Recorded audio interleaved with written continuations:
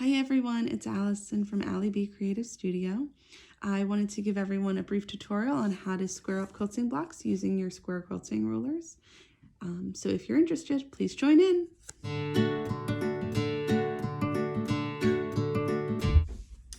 So I am currently working on a Hunter Star quilt, and I wanted to give everyone some insight as to how to use their rulers.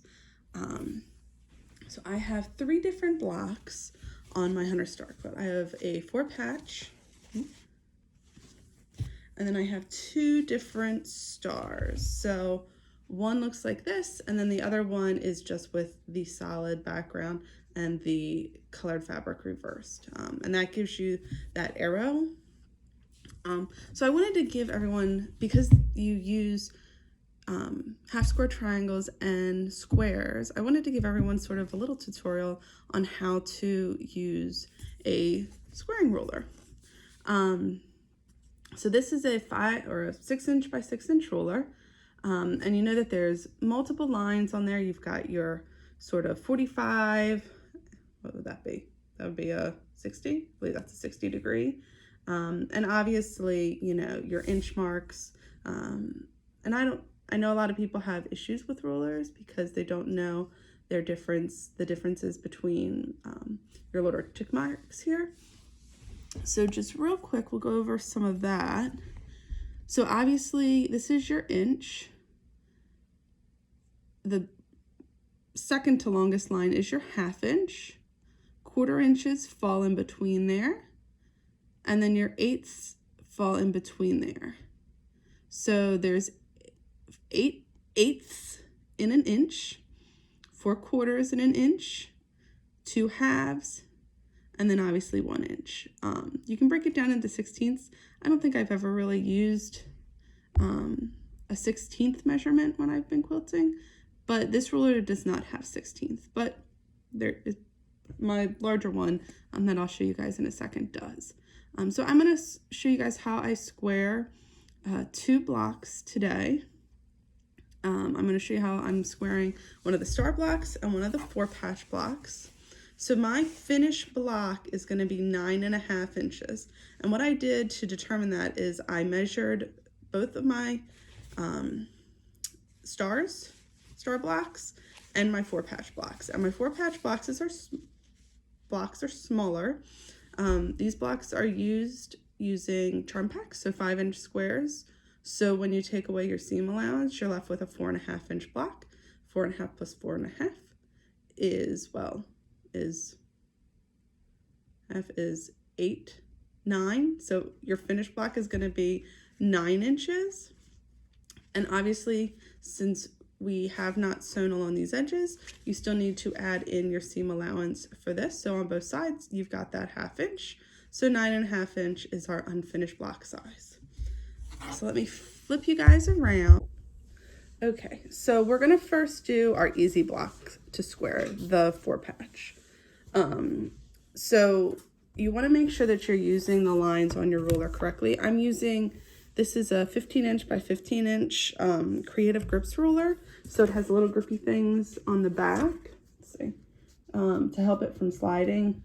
This ruler does have 16ths on it. No, does it? No, it has, it's up to 8ths, but it's really nice because, let's see, because it shows you all the different measurements. So it really helps if you're not good at measuring in fractions.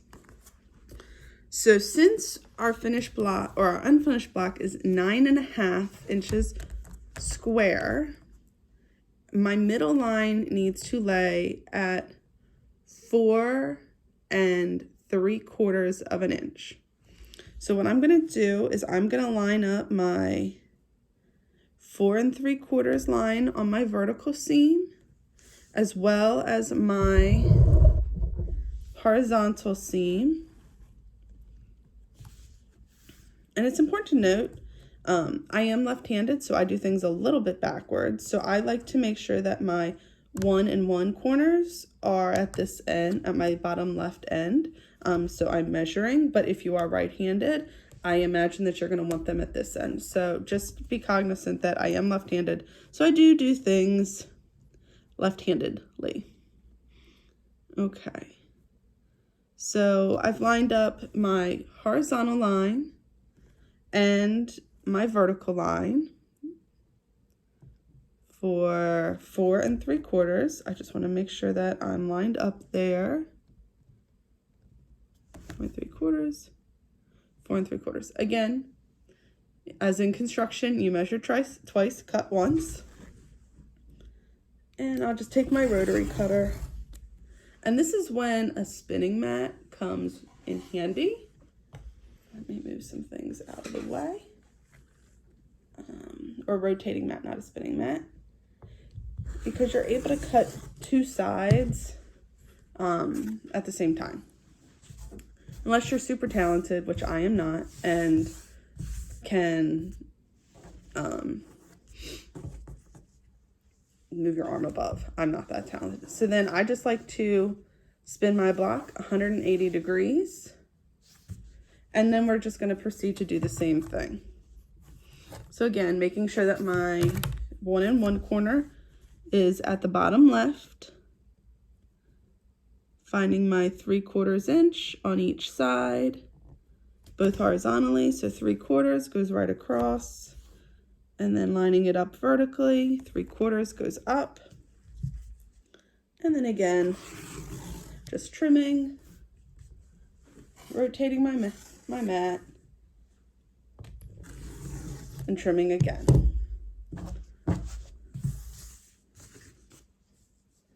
And if all goes as planned, that should give me a perfectly squared block for my purposes. Yeah, so we're perfectly squared there. So I will add that to that pile. And then we'll move on to the star block. So the star block is a little bit more complicated because it has all the half square triangles in it. Now, this is when your 45-degree angle comes into play. So I did pretty good matching up all my points on this. A couple of my other ones aren't the best, but it's pretty good. So what you want to do is you want to lay your 45-degree angle line across up this seam line, up the half square triangle seam line. And again, since we need a 4 3/4 inch block, you want to move your square diagonally up to where you need it to go. I mean, you can move it up and over, but I find if I place my 45-degree angle on the line, then if you move it horizontal or diagonally, pardon me, to where you go, it just works better for me. But again, do what works for you. If you work better moving it horizontally than vertically, that's fine too. Remember, there's no quilting police. There's no, special requirements that you have to do. So this seam is off by a smidgy, but that's okay. So I've got it lined up, going this way. Well, hold on.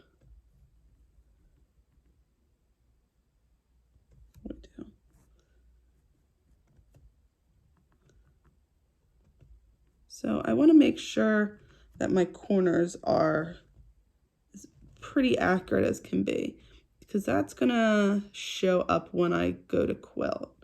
And I am actually using my embroidery machine to quilt the designs on. I'm using Designs by Juju, just released some new end-to-end quilting designs that I am making use of, and I'm really excited about it. So this is going to be as close to perfect as I can get. Again, not perfect, but, that's the nature of quilting. If you want perfect, go buy something that was made by a machine, not by me, because I am far from perfect. And that's okay. My ruler slipped, but we can just line things up again this way. Again, you want to use your vertical and horizontal lines and making sure that your center line is at 4 3/4, and making sure that your 45-degree angle is as close to perfect as possible. So 2 sides are done. I need a new blade on my rotary cutter, but if I go back and cut, then it works out. And I really like having, I have a 2.5 inch by 12.5 inch ruler. That's probably my favorite ruler for just, average everyday trimming. So since we trimmed this side and this side, I just want to rotate it 90 degrees. And we're going to do the same thing on these 2 sides. So again, I need to rotate my ruler. So 1 and 1 is at the bottom left. And again, my vertical and horizontal seams need to be at 4 3/4 and lining up my 45-degree angle as closely as possible will give me that unfinished 9.5 inch block. So again,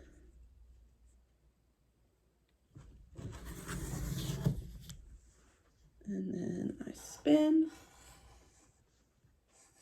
hoping that it doesn't hit anything, and hold down, and then cut again. So, and even though you see how we have a little bit of extra overhang, when you go and you do your 1/4 inch seam up this side, that's going to fold in. So your block should come out pretty close to being perfect. So the important thing about using your center lines to square is mainly to ensure that you have even fabric on both sides.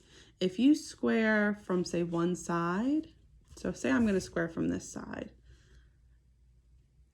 these sections will end up being pretty close to the size you want, but this second grouping might be, your half square triangles might be sort of cut in half, or they might be really long. So for symmetry and balance, you want to really use those center seams and use those lines. So I will go through and I am doing this quilting as I go.